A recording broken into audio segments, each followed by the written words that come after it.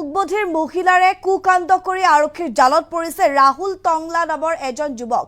পুনৰ মানৱ সমাজক লজ্জানত কৰা এক ঘটনা সংঘটিত হৈছে এখন অসমতে। এইবাৰ মুখেৰে মাতিব নোৱাৰা, কথা ক'ব নোৱাৰা এগৰাকী মহিলাৰ সৈতে কুকাণ্ড কৰি ৰঙা ঘৰৰ আলহী হৈছে এজন যুৱক। এই মুহূৰ্তত বিস্তৃত তথ্য আপোনালোকক জনাবলৈ চেষ্টা কৰিম। আমি জনাই আছো পুনৰ এক জঘন্য ঘটনা সংঘটিত হৈছে ৰাজ্যত। আমি জনাই আছো পুনৰবাৰ এক নিৰ্লজ্জ ঘটনা, মানৱ সমাজক লজ্জানত কৰা এক ঘটনা সংঘটিত হৈছে। এইবাৰ মুখবধিৰ মহিলাৰ সৈতে কুকাণ্ড কৰি ৰঙা ঘৰৰ আলহী হৈছে এটা লম্পট। নাৰায়ণপুৰ শিমলুগুৰিত মুখবধিৰ মহিলাক অন্তঃহত্যা কৰি আৰক্ষীৰ জালত পৰিছে লম্পটটো। শিমলুগুৰিৰ লেটেকুজানত মানৱ সমাজক লজ্জানত কৰা এই ঘটনা সংঘটিত হৈছে। চাহ বাগানত দিন হাজিৰা কৰি জীৱন নিৰ্বাহ কৰা মহিলাৰ সৈতে জঘন্য কাণ্ড কৰিছে এই লম্পটটোৱে। চাহ বাগানতে কৰ্মৰত শ্ৰমিক লম্পট ৰাহুল টংলাই সংঘটিত কৰিছে এই জঘন্য নিৰ্লজ্জ ঘটনা। ভুক্তভোগী পৰিয়ালৰ এজাহাৰৰ ভিত্তিত ইতিমধ্যে আটক কৰা হৈছে লম্পট ৰাহুল টংলাক। আমি জনাই আছো এইখন অসমত এটাৰ পিছত এটাকৈ জঘন্য ঘটনা সংঘটিত হৈয়ে আছে। এইবাৰ আমি জনাই আছো ধৰ্ষণৰ পিছত প্ৰায় 5 মাহ পিছত অন্তঃহত্যা হোৱাৰ পিছত মহিলা এগৰাকীয়ে স্বীকাৰ কৰিছে বা মহিলা এগৰাকীয়ে ক'বলৈ বাধ্য হৈ পৰিছে যে শ্ৰমিক ৰাহুল টংলা নামৰ এই লম্পটটোৱে মহিলাগৰাকীক অন্তঃহত্যা কৰিছে। আমি জনাই আছো শিমলুগুৰিৰ লেটেকুজানৰ এই ঘটনা। আপোনালোকে স্ক্ৰীণত দেখিছে এইজনেই হৈছে ৰাহুল টংলা। মুখেৰে মাতিব নোৱাৰা, কথা ক'ব নোৱাৰা এগৰাকী মহিলা। প্ৰায় 35 বছৰ বয়সৰ মহিলাগৰাকীৰ সৈতে এইজন ৰাহুল টংলা নামৰ লম্পটটোৱে কুকাণ্ড কৰিছে। নিজৰ এটি কণমানি শিশু আছে, নিজে কেইদিনমান পূৰ্বে বিবাহপাশত আবদ্ধও হৈছে।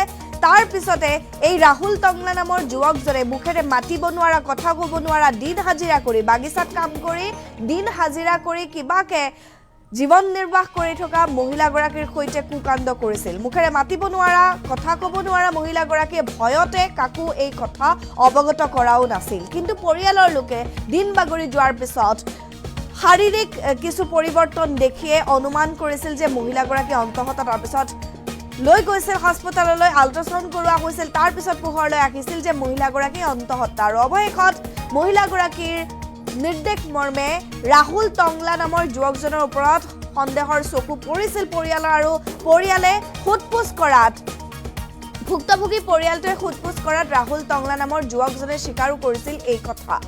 আমি জনাই আছো তাৰ পিছতে শিমলুগুৰি আৰক্ষীৰ জালত পৰিছে এইজন ৰাহুল টংলা নামৰ যুৱক।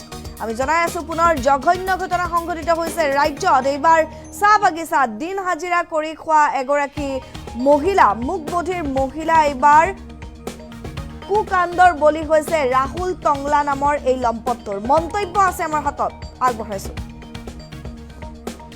আমি যোৱা 16 তাৰিখে যিটো ঘটনা আমি আকৰি ছোৱালী এজনীৰ গৰ্ভৱতী হৈছে বুলি আমি গম পাইছোঁ। আৰু তেওঁৰ ঘৰৰ পৰিয়ালে আমাক মতাৰ পিছত আমি গ'লোঁ। গৈ কোন ল'ৰা কি কথা তেনেকৈ সোধপোছ কৰোঁতে তেতিয়া দেখুৱালে এনেকুৱা বাগানত কাম কৰে বুলিকে। তো সেই বাগানত গৈ পেলাই সেই ল'ৰাজনক আমি সুধিলোঁ। সোধপোছ কৰাৰ পিছত সি 4-5 জনৰ আগত তেওঁ স্বীকাৰ কৰিলে, হয় মই কৰিছোঁ বুলিকে। তো কৰাৰ পিছত তেওঁ ক'লে যিটো দায়িত্ব লৈছিলে সেই ছোৱালীজনীক ভাল কৰি দিম বা মেডিকেলৰ সম্পূৰ্ণ দায়িত্ব লৈছিলে। তো এতিয়া ক'বলৈ গ'লে তেওঁ যদি ডেকা ল'ৰা হোৱাহেঁতেন তেওঁক ছোৱালীজনীক আমি চমজি দিবলৈ এটা সুবিধা হ'লে। কিন্তু তেওঁৰ অলৰেডি কেঁচুৱা এজনো আছে, তেওঁ বিয়া পতা হয়। ৰাহুল টংলা। আৰক্ষীক আমি যেতিয়া এজাহাৰ দিলোঁ, তাৰপিছত আৰক্ষীয়ে সহায়ত তেওঁক ঘৰৰ পৰা ধৰি আনি এতিয়া পুলিচ প্ৰশাসনত ৰাখি থোৱা হৈছে। গৰ্ভৱতী আমি অলপ দিন আগতে গম পালোঁ, 2 দিন বা 3 দিন আগতে, যে ঘৰতে ছোৱালীটো আমাৰ নিজৰ ছোৱালী। এই ছোৱালীটোৱে কিবা কিবি খোৱা বা কিবা বেমাৰী হৈছিলে। তাৰপৰা আমি চেক কৰোঁতে গম পালোঁ যে গৰ্ভৱতী ছোৱালী। তাৰপৰা আমি তাক সোধোঁতে ছোৱালীটোৱে দেখুৱালে যে দাড়ি থকা কি থকা বুলি দেখুৱালে। তাৰ ওচৰতে বাগান, সেই বাগানত কাম কৰি থকা ল'ৰাজনক দেখুৱালে। তাৰ বাগানত কাম কৰিব যাওঁতে এইবিলাক কৰি আছিলে, আমিতো গম নাপাওঁ।